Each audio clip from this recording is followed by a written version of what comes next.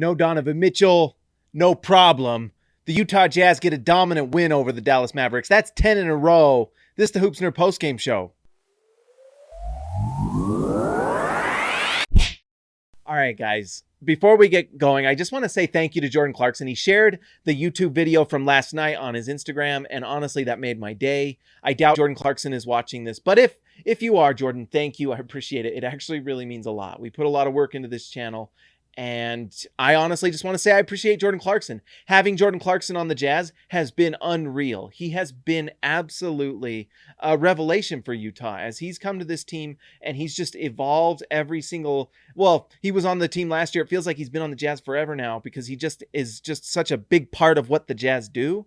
And his evolution of his game has been just impressive. Let's talk about the Mavericks a little bit. Kristaps Porzingis does not quite look as dominant, I think. After like a year or so on the Mavericks, he doesn't look as dominant as I thought he would on this Mavericks team playing off of Luka Doncic. I think they still need time to really gel. But at some point, you've got to wonder if this Mavericks team with this core of Porzingis and Doncic can really get to the very top. I know it's only year 2. And so we probably need to have patience and just let it, work itself out. But it's just... he's not as dominant as you'd like him to be. And that could be, like we always talk about with the Jazz, that could be the Gobert effect. It could be Quinn Snyder's defense and the Jazz tonight, who looked just unbelievable. And this was minus Donovan Mitchell. They looked amazing. And so they did a good job guarding Doncic and Porzingis. Doncic and Mavericks fans, if you're watching this in the comments, let me know. He did not look 100%, and I don't think it was because of that. He got like a forearm in his ribs, and I don't think that was the thing that really knocked him out. He might just not be quite right in general. I know he's probably working his way into shape this season. I don't think he came into this season in great shape, and he's still probably working his way into that shape. That's something I think Doncic is going to have to actually improve, is when he's in the offseason, that's your time to get in elite shape. It shouldn't be during the season. It's the offseason where you really put the work in, That's when you get into elite shape so that when you come into the season, your body can withstand the 82 game, or this season's at 72 game. This season might be even more difficult than a regular season because it's so condensed. But the offseason is when you get ready for the season. You don't want to be getting in shape for the year. And Doncic looks a little bit slow to me. He looks a little dumpy in the trunky, all right? He needs to be in better shape when he starts the season because that is what helps carry you through the year. If you're playing into shape, that's rough. Especially in a season like this where you've got back-to-backs like the Jazz were on tonight. You've got, road trips and things like that. It's killer to get in that shape. And it's hard to be, your best self on the road, eating perfectly all the time. I mean, these guys are human beings. It's hard to be perfect at all times. And so when you're in the off season and you're in control of your environment, control of what you eat, control of your workout regimen, your training, everything, that's when you've got to get to in perfect elite shape. This is the NBA. You've got to be there if you want to win the game. I mean, one of the reasons why Jordan was so good is he was in incredible elite shape. He was also an alien. He didn't take care of himself that well, but he was in elite shape. Karl Malone, just an absolute workhorse in the offseason. LeBron James, absolute workhorse in the offseason. That's what gets you to that elite level, and that's where Doncic needs to be, in the upcoming offseason. And maybe the Mavericks will figure it out. Maybe they will, because Doncic and Porzingis is a nice 1-2 punch, and they've got shooting around them. I think Seth Curry, I think they miss that guy. That guy is really good, and I think they miss him. But Tim Hardaway, I like. They've got some nice pieces, but you need Doncic to be in that elite shape coming into the year, and I don't think he was. Let me know in the comments. You can hate me all you want, Mavericks fan, but that's what I'm seeing.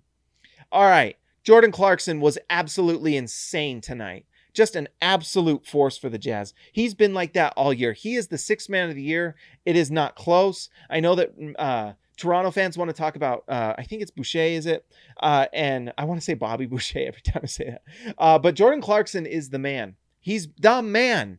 He is absolutely just an flamethrower for the Utah Jazz. He's shooting just under 40% from 3 for the year. He's shooting an insane amount of threes. He's just gunning, and he's making it. You've got to give so much credit to Jordan Clarkson for how he's evolved his game on the Utah Jazz. I mean, I never expected this when he came to Utah. Utah got him for almost nothing.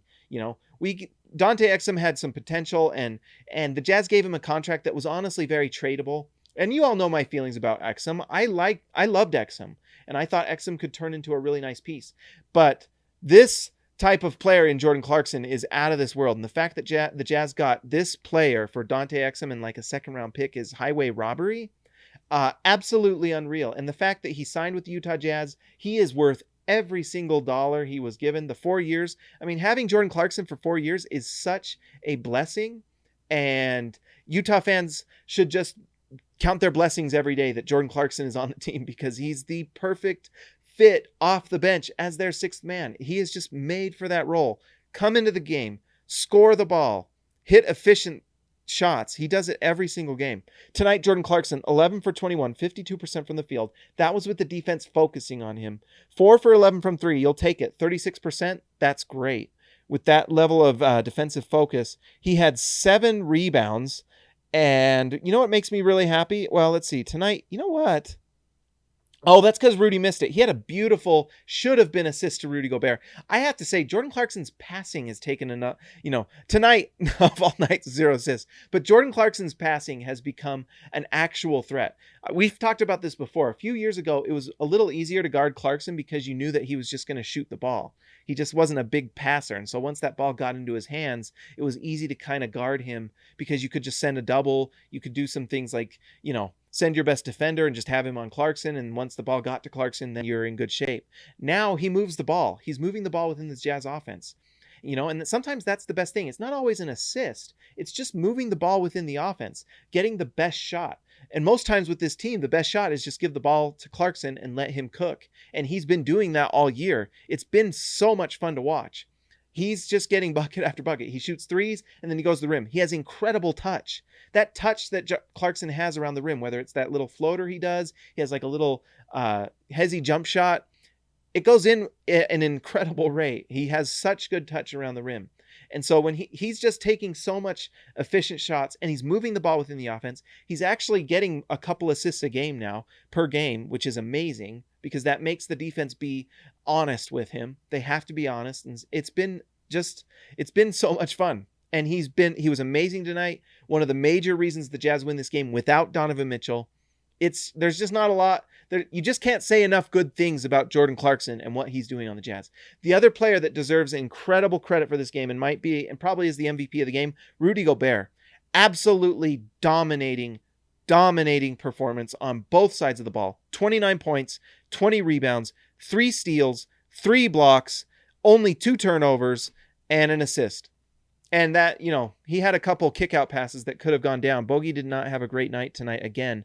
It's really, I don't know what's going on with Bojan Bogdanovic. He wasn't all that necessary tonight, which was part of it, but he is just not quite right. Although he did hit that nice mid-range jump shot at the beginning. But anyways, Rudy Gobert absolutely dominating on both sides of the floor. He guards multiple players on the defensive end because he covers the ground between the pick and roll ball handler and the center. He is covering that ground. He is guarding on the perimeter. So if you switch it out and Rudy Gobert ends up on a perimeter player, he's guarding them. And you could watch the tape.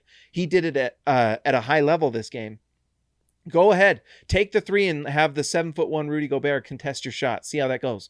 Or go ahead and drive on Rudy and see what happens. Tonight, he just showed why he's just the defensive player of the year. We've got Jordan Clarkson, 6th man of the year, Rudy Gobert, defensive player of the year, and probably Quinn Snyder, coach of the year. They're the number 1 team in the league now because the Lakers lost. The Utah Jazz are the number 1 team in the NBA right now. Number 1 in the league, in the Western Conference, in our hearts. All of them. The Utah Jazz. The Jazz of Utah. Joe Ingles was a monster tonight. I know we didn't mention him last night, but ever since he started taking rest, he's been phenomenal. I think it's safe to say that Joe Ingles should be given a little bit of rest here and there. If he's got some sort of nagging injury, which he obviously had with the Achilles or sore Achilles, I think it was, rest. Get right. There's no point in playing if you're playing at like 80%. Get rested, play at 100. Tonight, Joe Ingles, 7 for 13 from the field, 7 for 11 from 3. That's 63% from 3. He had 21 points, 8 assists, and 4 rebounds. Joe Ingles was a monster tonight, replacing Donovan Mitchell. Can he do that every night? No, because Joe Ingles is typically going to need to play around 15 to 20 minutes off the bench. His pick and roll play with Rudy Gobert and Derek Favors is out of this world, and it's a big part of why Utah's winning games. But when he can step up and give you 30 minutes and have a big night like tonight, you're going to win a lot of games. And it's nice that Donovan Mitchell can step back and the Utah Jazz can win games. Mike Conley tonight, plus 14. Team leading, plus 14, plus minus. That narrative is not going away because Mike Conley is looking John Stockton-like in his ability to control the offense and dominate for the Jazz. He looks just Stockton-esque. He is controlling everything, making the right reads, hitting his three, hitting his mid-range, setting up Gobert for lobs and dunks. He's just doing everything perfectly, setting up his teammates. Tonight, Mike Conley, 6 assists and 17 points, 2 steals, 3 rebounds. He played great defense too, by the way. Anyone who thinks he's not a good defender, you are incorrect. And he only had to play 29 minutes. That's phenomenal. The Jazz's depth is unbelievable. A big shout out to George Niang, who is playing out of his mind. Everyone who said bad things about George, you can now go and put in your